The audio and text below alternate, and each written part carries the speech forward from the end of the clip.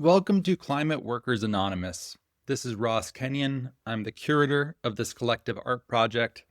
I've been working in climate for about a decade, and I'm really happy that Climate Workers Anonymous is here to help people share the unshareable. If you have an experience, a feeling, analysis, things that you don't necessarily want attributed to you personally, but would like to see expressed in our space, there's a link to a tally form through which you could submit these thoughts. Do not share anything on there that you would not like to be revealed. There is also a Proton Mail email address if you'd like to send an email, though that requires additional steps to make sure that one is being secure in what you send. I feel the need to issue some extra guidance this week. If you submit something to Climate Workers Anonymous that goes beyond disappointment, fear, hope, and enters into the territory of companies doing things that they really should not be doing, especially if this pertains to a specific company rather than a general trend of something that's part of the industry that has maybe been overlooked or taken for granted that needs greater scrutiny, then I think you should submit your comments to investigative journalists whom you respect and think will investigate this story competently. If you haven't heard me say this on previous episodes, the submissions that are read by me here and published on Substack are unverified. So I do not have the resources, nor am I a trained investigative journalist that is going to be able to dig into the truth claims of what is being said here. I'm sensitive to the fact that with this being anonymous, people could use it to spread rumors or plant stories about people if they were malicious. And so the best thing I think I can do to mitigate that risk is to keep this more at the level of feelings and experience and not be naming specific people nor guessing which stories are about which parties. In fact, if I get the sense that that's happening, I may even generalize out from what you submit to make sure that it expresses the emotional or experiential core of what you're trying to say without saying X party is doing something that I think is unethical in some way, and here's why. And if you feel that the right thing to do is to bring something to light, you should find the appropriate way to do so. Unfortunately, I do not think it is likely to be this show. Several submissions today. I'll start with the first one. Submission number 1. We should hit pause on any crediting of open systems carbon removal pathways like enhanced rock weathering and ocean alkalinity enhancement.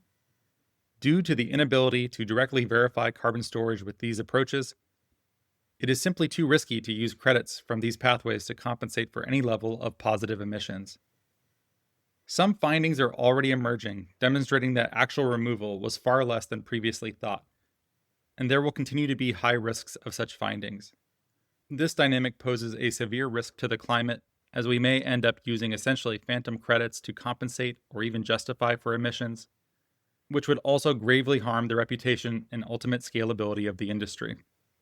The most prudent thing to do is to hit pause on crediting and conduct more research, only to resume any kind of formal crediting once our full end-to-end understanding of these processes is much better. Submission number 2. I've seen this whole climate action thing as a response to grief denial for some years now. I even went back to graduate school to study it, building more grief in the process of involvement in academia, and continue to witness it throughout the poly crisis.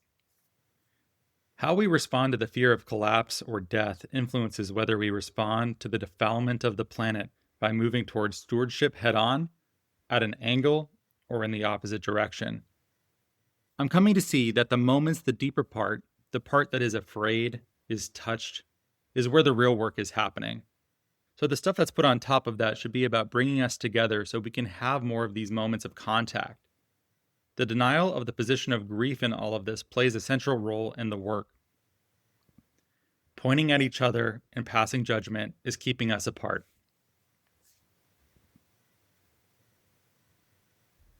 Submission number 3. I wish people working in climate would virtue signal less. We are all working towards the same goal.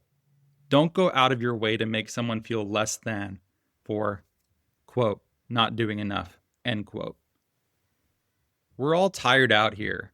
Kind words go way further than backhanded comments. From someone who has worked in climate their entire career. Thanks so much for listening today.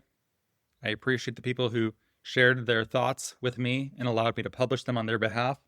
If you like this project, subscribing on Substack, sharing it in your social media, putting this on LinkedIn that you really like this show, giving the show a great rating and review on whichever podcast app you use, like Apple Podcasts or Spotify.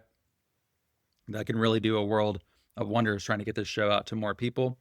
If you'd like to submit your own feelings, experiences, whatever it is that you want to say that maybe feel like you can't do under your own name, you want a little bit of distance from this, the link to do so through the Tally survey is in the show notes along with the project's email address. Thanks so much for listening. Have a wonderful day.